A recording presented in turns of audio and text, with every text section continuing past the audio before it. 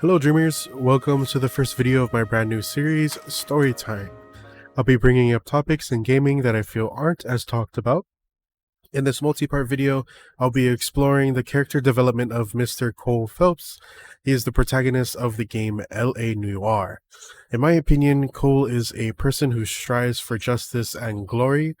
This causes him to dress neatly and behave very assertively. In Cole's mind, he is a hero, one that will change the streets of LA for the better. Let's take a step into Cole's career as a policeman by exploring these cases. On the mission, upon reflection, Cole and his patrol partner Ralph find themselves tied into a homicide investigation. During the duo's interaction with homicide, detectives Rusty and Floyd Rose, they are assigned to investigate the scene.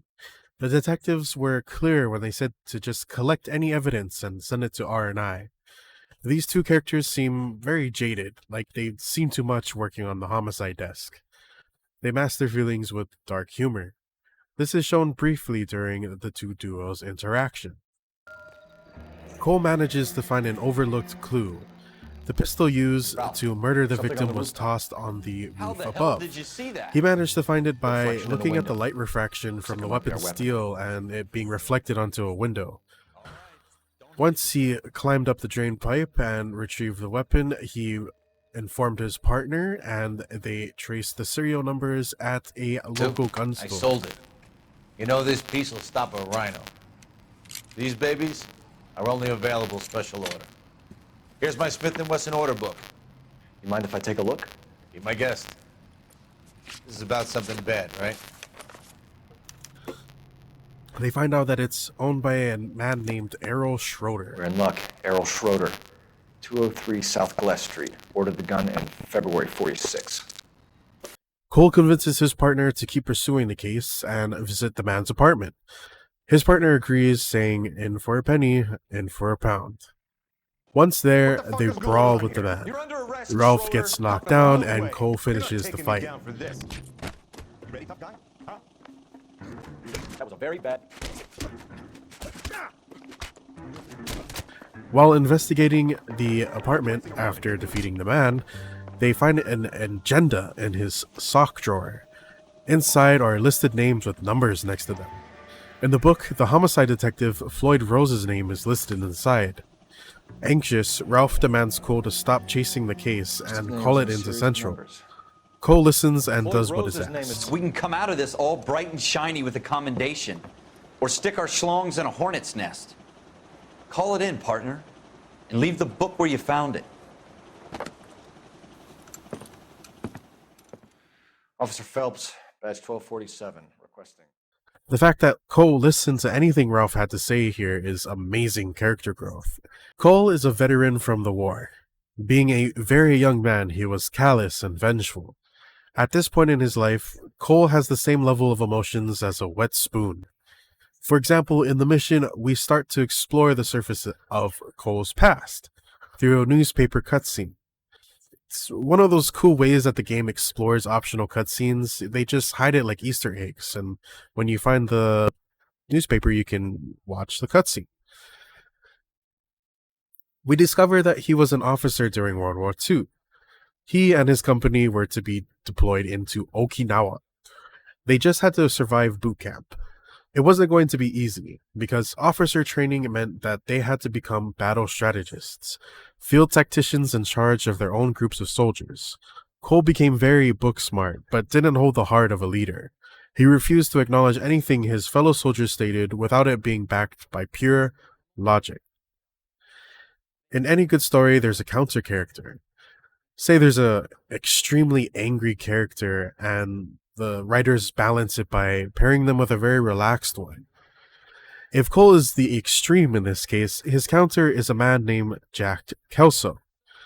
Jack believes that things like being a leader during war can only be taught while in the field. Cole believes that everything can be accomplished if it's done by the book. Jack has courage, while Cole has cunning. Their beliefs clash almost instantly upon meeting each other. When we come back from the war flashbacks, Cole is questioned by Ralph. He wonders what it was like being a hero. Cole flatly ends the topic by stating that he is no hero. I want to go over one other case, in particular that's called the buyer beware case. This is where we see Cole most human. He's still young and striving for the stars. Gives you that leg up. Gets you recognized as the shining new star. During the jury case, Cole has the opportunity to bring a murderer to justice. While on the beat, he and Ralph are called into Central to respond to a shooting outside of a jewelry store. Shocked, both agree and go to the place of incident. Cole and Ralph canvass the area and blocking off pedestrians from the store. Cole conducts his first solo interview with a witness, Clovis Galetta, who is a young store clerk. Through the interview, Cole extracts vital information. She states that her boss Gage was shot down by Mr. Kalu after the two had an altercation. This was a buildup of a straining business relationship. With all of the evidence retrieved, Cole and Ralph go to Hartfield's jewelry store to arrest the owner, Kalu. He managed to trick the young duo for a split second and immediately went running. Cole eventually catches up to the suspect and tackles him down and puts him in handcuffs. I love that the story reminds us that Cole is still pretty young here and he's actually kind of gullible too. He's given the opportunity to interrogate Kalu by Captain James Donnelly as soon as he's brought into Central. In the interview, Cole plays into the suspect's frustration. He suggests that this may have been a dispute about race. This agitates them into admitting that they have personal issues with Mr. Gage. The suspect believes that Gage targeted him simply because he was a Jew.